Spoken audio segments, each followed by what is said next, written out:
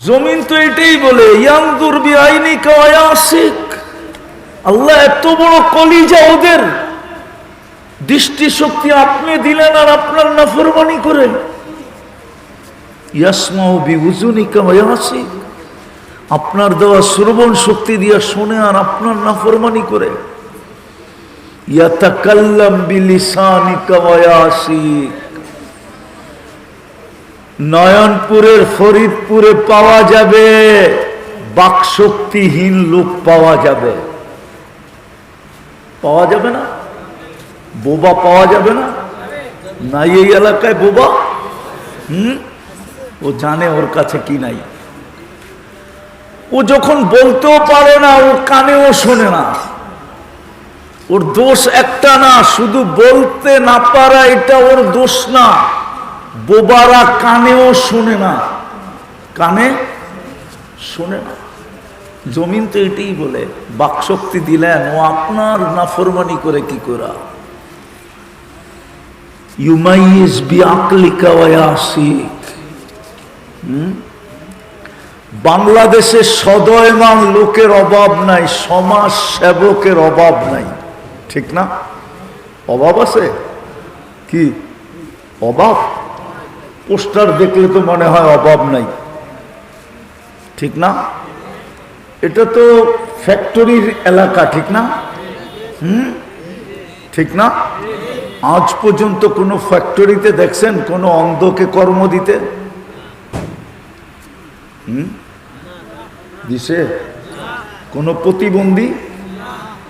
কেন? এরাও তো মাঝে মাঝে পোস্টারে লেখে আমরা সমাজ সেবক। তাইলে অন্ধকে চাকরি দেওয়া কি সেবা হতো না? না হতো না? হইতো? বোবাকে চাকরি দেওয়া কি সেবা হতো না? প্রতিবন্ধীকে চাকরি দেওয়া কি সেবা হতো না? ওই ওলামাদেরকে জিজ্ঞান, সবচেয়ে বড় সেবা হতো।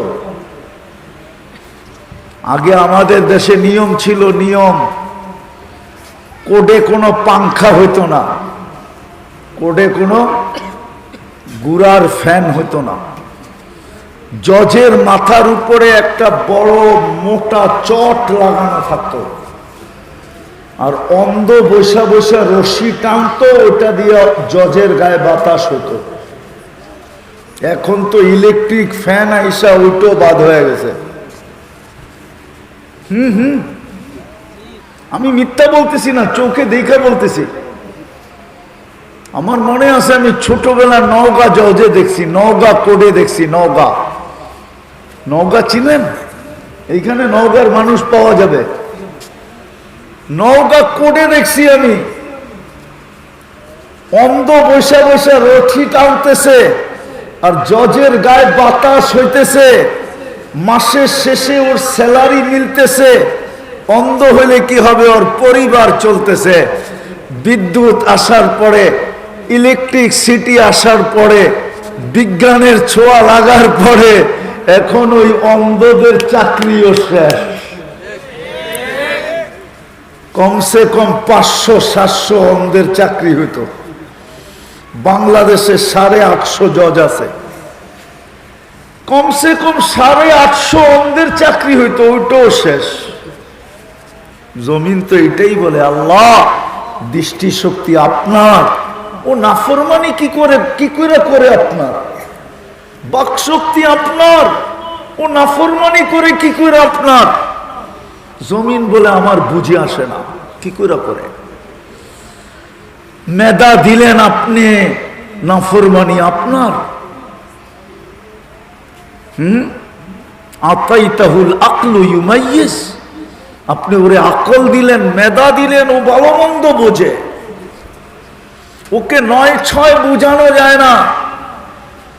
কেউ বুঝাইতে চাইলো ও কয়, তুই আমাকে কি পাগল মনে করছস? আমি বুঝি না তোর 9-6। তো জমিন বলে আল্লাহ মেধা দিলেন আপনি, ও আপনার বিরোধিতা করে কি করে।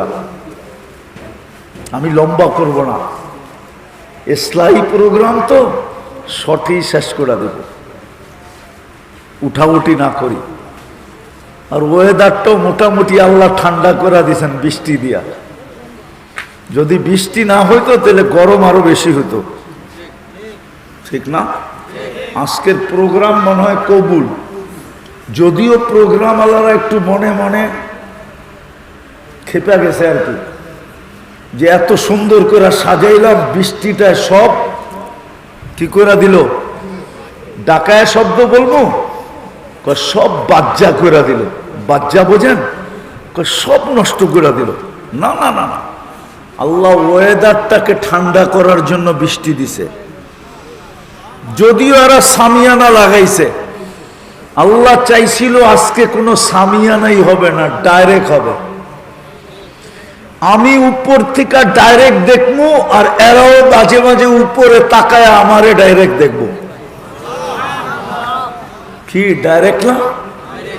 হ্যাঁ, বৃষ্টি আইসা ওয়েদারটাকে ঠান্ডা করছে। তা আমি যেটা বুঝাইতেছিলাম, যেখানেই থাকেন না কেন, পেশা যেমনই হোক না কেন, দুনিয়ার অবস্থান যেমনই হোক না কেন, আমরা কিন্তু যাত্রী। জমিন যদিও আল্লাহকে লম্বা প্রশ্ন করছে, শুধু এতটুক জমিন বলে না ইয়াকুল রিজকা কাওয়া আসিক, রিজিক আপনার খায়, আপনার নাফরমানি করে। ইয়ানদুরু বিআইনিকা ওয়া ইয়াসিক, আপনার দেওয়া চক্ষু দিয়া দেখে, আপনার নাফরমানি করে। ইয়াসমাউ বিউযুনিকা ওয়া ইয়াসিক, আপনার দেওয়া কান দিয়া শোনে আর আপনার নাফরমানি করে। ইয়াতাকাল্লাম বিলিসানিকা ওয়া ইয়াসিক, আপনার দেওয়া পাও দিয়া, আপনার দেওয়া পাও দিয়া চলে আর আপনার নাফরমানি করে। কানা সগীরা ফাকাব্বারতা, ছোট ছিল আপনি তো বড় করলেন। কানা দাঈফা ফাকাওয়াইতা, বড় দুর্বল ছিল, মার পেটের থেকে যখন আসছে সুঠামত্ব তো আপনিই দিলেন। কানা জাহিলা ফাআল্লামতুক, ও তো অজ্ঞ ছিল, শিক্ষা তো আপনিই দিলেন। কানা মিসকিনা, ওর মতো নিশ্চয় কেউ ছিল না। মার পেটের থেকে যখন আসছে, তো সৃষ্টির ভিতরে সবচেয়ে নিশ্চয় প্রাণী হলো মানুষ। মানুষের চেয়ে নিশ্চয় দুনিয়াতে কেউ নাই, কেউ পা রাখে না। জমিন বলে ছিল তো নিশ্চয়, ছিল তো অসহায়, কিন্তু স্বয়ং সম্পূর্ণ তো আপনিই করলেন। তারপর আপনার নাফরমানি। শুধু জমিন বলে না, হায় হায় আলা কুল্লা ইয়াউমিন ওয়াল বাহরু, প্রতিদিন সমুদ্র বলে। শুধু সমুদ্র বলে না, ওয়াল মালাইকাতু, প্রতিদিন ফেরেশতারা বলে। এমন কি কিতাবে পাওয়া যায় পাহাড় পর্যন্ত বলে আল্লাহ সারাদিন আপনার নাফরমানি। আপনি আমাদেরকে অনুমতি দেন, বিদায় আমরা সবাই কিন্তু যাত্রী।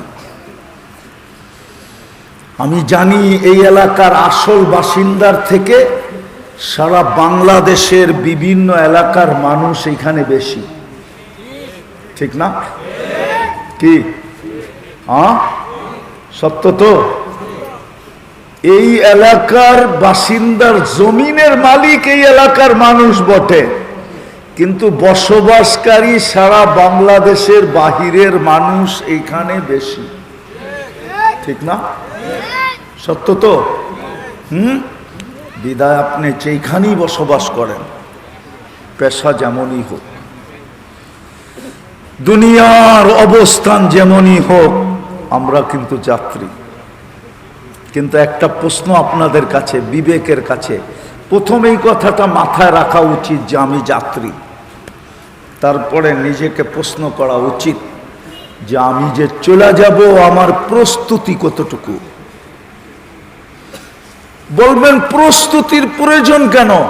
এটাও বলে দিতেছি, কিন্তু প্রস্তুতির প্রয়োজন কেন? কেননা আপনি আর আমি যতটুকু ভোগ করি, আপনি আর আমি যতটুকু ভোগ করি, আল্লাহর নিয়ামত যতটুকু ভোগ করি, রব্বে কাবার কসম, কোন সৃষ্টি তার কোটি ভাগের এক ভাগও ভোগ করে না। 10 ভাগের 1 ভাগ না, বা 1000 ভাগের 1 ভাগ না, লক্ষ ভাগের 1 ভাগ না, কোটি ভাগের 1 ভাগও ভোগ করে না।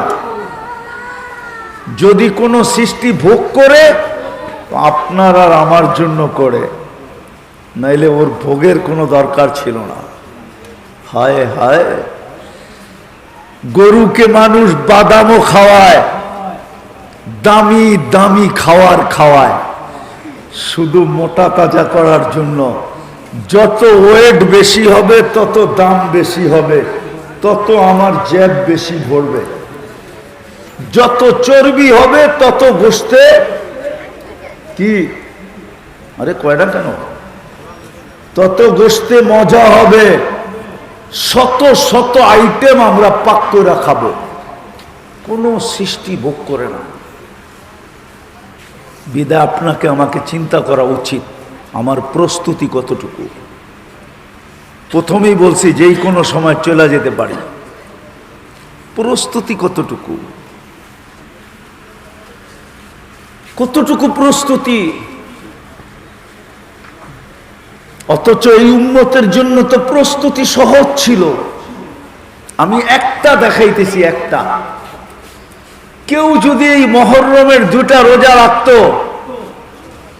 তো নাকে তেল দিয়ে ঘুমাইতে পারত।